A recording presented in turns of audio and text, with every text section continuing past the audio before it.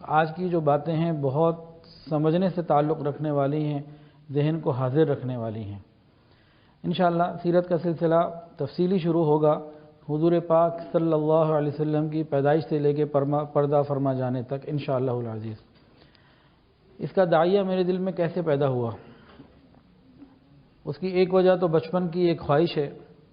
بہت چھوٹا تھا تو اللہ رب العزت سے ایک دعا مانگی تھی، یا اللہ آپ اپنی رحمت سے مجھے جنت عطا فرمائیں اور میری ایک خواہش وہاں ضرور پوری کریں کہ 63 سال تک ٹکٹکی باندھ کر پیدائش سے لے کے آخر تک کہ مجھے ساری جو ہے نا وہ تفصیل جاننی ہے اور اس کو دیکھنا ہے۔ آپ کے لیے تو کچھ بھی مشکل نہیں، اس زمانے میں ویڈیو اور اس طرح کی آسانیاں تو نہیں تھیں، لیکن ایک خواہش تھی۔ اس سفر میں جو عمرے کا ملا تو اس دعا کو تھوڑا سا اپڈیٹ کر دیا، بہتر کر دیا۔ اللہ سے مانگا، یا اللہ 63 سال حضور پاک صلی اللہ علیہ وسلم کے تو ہیں ہی ہیں، لیکن پہلے تو علم نہیں تھا پورا، اس کے اوپر 1400 سال ہو گئے ہیں۔ مختلف علماء مختلف مضامین پر مختلف انداز سے کتابیں لکھتے چلے جا رہے ہیں، علوم کا ایک سمندر ہے۔ بعض کتب خانے عربی کی زبان میں تو ایسے ہیں کہ پورے کتب خانے میں صرف سیرت اور دوسرا ٹاپک ہی کوئی نہیں، یعنی صرف سیرت ہی اتنا بڑا ٹاپک ہے کہ ہزاروں کتابیں اس میں آ جاتی ہیں، پھر بھی پورا نہیں ہو رہا۔ تو میں نے یوں اللہ سے مانگا، یا اللہ وہ جو مزید چیزیں آپ جانتے ہیں اللہ پھر وہ بھی آپ نے بتانی ہیں۔ سادہ الفاظ میں یہ جو میں نے کتابیں پڑھی ہیں، ایک کتاب ہے میں آپ کو دکھا بھی رہا ہوں، محاضرات سیرت، ڈاکٹر محمود احمد غازی۔ اللہ اکبر، یہ کتاب میں نے پڑھی، وہ دماغ کی چولیں ہلتی ہیں۔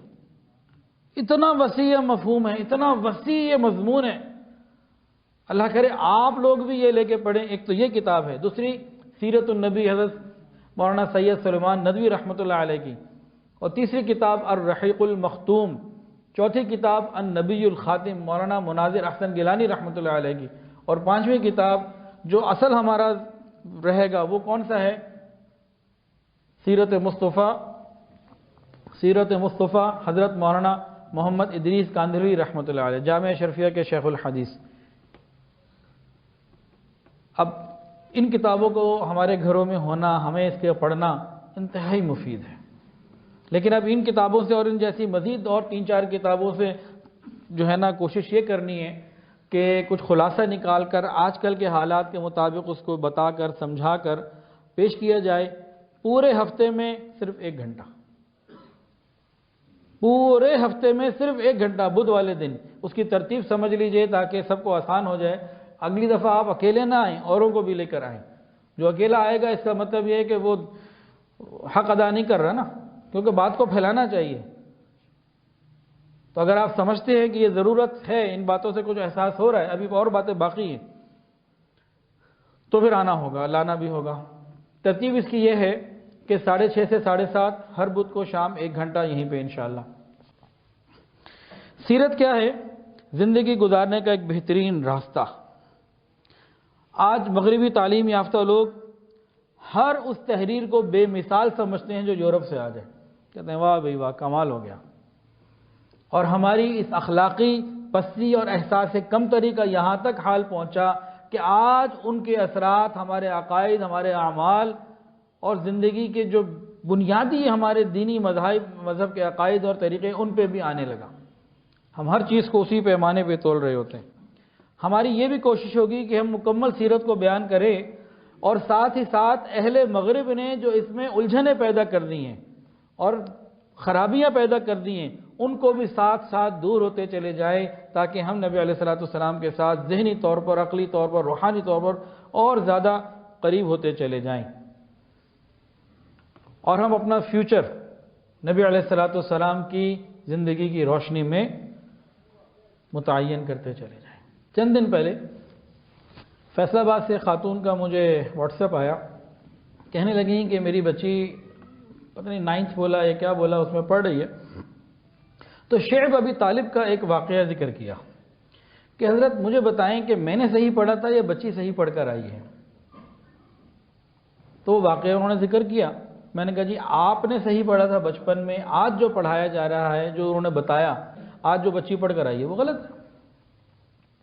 اب شیب ابی طالب کا واقعہ تھا کیا، یہ تو سیرت کے اس میں تفصیلی آئے گا۔ اس میں یہ تھا کہ 3 سال کے لیے مشرکین مکہ نے صحابہ کو، حضور پاک صلی اللہ علیہ وسلم کو، اہل بیت کو محصور کر دیا تھا اور سوشل بائیکاٹ کر دیا تھا، اور انہوں نے ایک دستاویز لکھ کے بیت اللہ شریف کے اندر لٹکا دی تھی بائیکاٹ کی۔ 3 سال بعد کیا ہوا؟ اللہ کے حکم سے کسی دیمک نے اس کو چاٹ دیا، صرف اللہ کا نام اس معاہدے میں باقی رہ گیا، دستاویز میں، اور باقی سب ختم ہو گیا۔ اللہ نے اپنے محبوب کو وحی کے ذریعے اطلاع کی، نبی علیہ السلام نے کافروں کو بتانا کہ ہو ہی نہیں سکتا، کبھی دیکھ لو، دیکھا تو واقعی ایسا تھا، پھر بہرحال وہ ختم کر دیا گیا۔ آج جو کتاب میں پڑھایا جا رہا ہے وہ کیا کہ جی اس کو مشرکین مکہ نے مسلمانوں پر رحم کھا کر ختم کیا، وہی کا علم، نبی علیہ السلام کا معجزہ، اور وہ ساری باتیں پیچھے میں ہٹا کے بات ہی کہیں اور چلے گئی۔ اب بتائیے کتنا اہم ہے یہ، اس نظر سے دیکھیں تو کتنی اہمیت ہے۔ اور 15-16 سال پہلے کا مجھے ایک واقعہ یاد آ رہا ہے، اب تو فتنے اور بڑھ رہے ہیں۔ مجھے یاد ہے کراچی میں ایک دفعہ احتجاج ہوا تھا، اس احتجاج کی وجہ کیا تھی کہ کسی اسکول والوں نے پڑھا دیا تھا ہجرت کے واقعے کو کہ نعوذ باللہ نعوذ باللہ نعوذ باللہ نعوذ باللہ، نقل کفر کفر نہ باشد، کہ محمد کا مکہ سے فرار۔ ہجرت کا واقعہ تو بہت عظیم قربانی ہے، ایک ٹرننگ پوائنٹ ہے، سنگ میل ہے، لیکن اس کا کیپشن بدل دیا، مسئلہ کچھ اور ہو گیا۔ اب وہ بچہ جو خدا نخواستہ یہ پڑھ کر آئے گا، اس کے اندر نبی علیہ السلام کی محبت تو نہیں پیدا ہوگی، مفرور کوئی اور چیز ہوتی ہے۔ اس قسم کے بہت سارے معاملات اس وقت معاشرے میں موجود، تو اس میں کیا ہے کہ بھئی ہم صحیح بات کو سمجھ لیں، سن لیں، سنا لیں، اور نبی علیہ السلام کا تذکرہ پڑھ لیں ایک دفعہ درود شریف، اللہم صلی علی سیدنا و مولانا محمد وعلی آل سیدنا و مولانا محمد وبارک وسلم۔ نبی علیہ السلام کا تذکرہ تو ویسے ہی انتہائی مبارک ہے، برکتیں اور رحمتیں نازل ہوتی ہیں۔